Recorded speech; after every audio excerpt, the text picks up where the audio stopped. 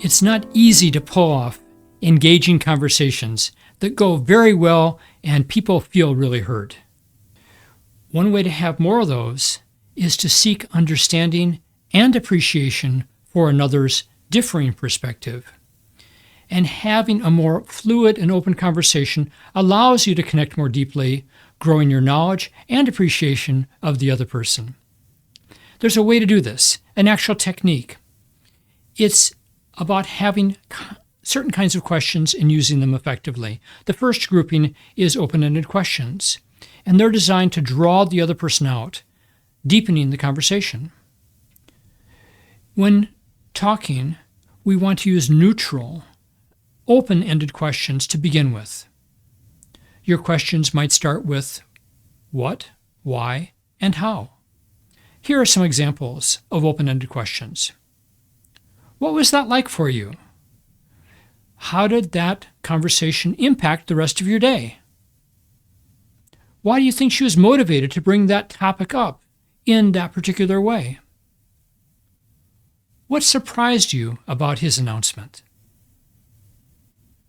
And then after that person responds, you'll want to be like a good journalist and ask a good follow-up question to clarify what was said and draw out this person's understanding that you're talking with.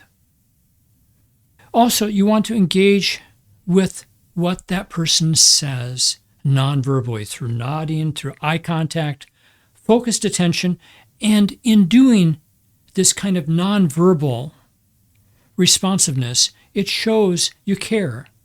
It's evident to the other person then that you are fully present and genuinely interested in what they have to say. So after open-ended questions, we can also use closed-ended questions. And we want to use those questions to verify the other person's understanding and our own understanding. We'll use them like this. After some open-ended questions, we'll use a closed-ended question that could be answered by a yes or no or a statement of fact. Examples might include, which route did you end up taking? Did it end up turning out okay? Were you satisfied with the result?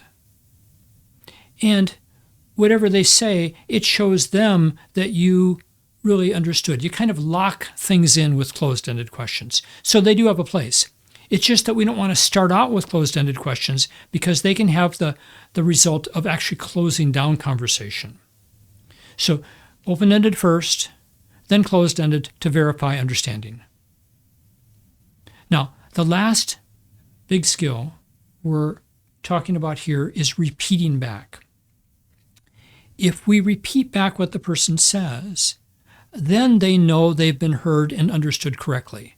And notice I'm not saying that we're interpreting what they said. We're not paraphrasing it in such a way where it's an interpretation. We're simply just trying to say back what you heard. It doesn't have to be parroting. It can be something that's a little more freeform than that, but something that shows that you really understood.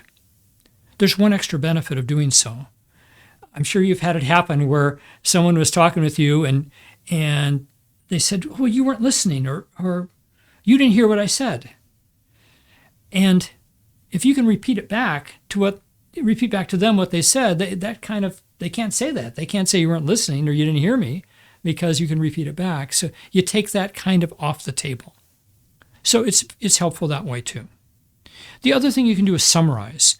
Let's say if somebody's been going on for a while and there's too much to really repeat back, you're just going to condense it and just highlight the main points. Again, you're not interpreting. You're just saying something like this. Well, just to make sure I understood what you said this and this. Did I get that right? And by doing so, that person will feel heard and understood. So you want to make sure that you engage in deeper conversations.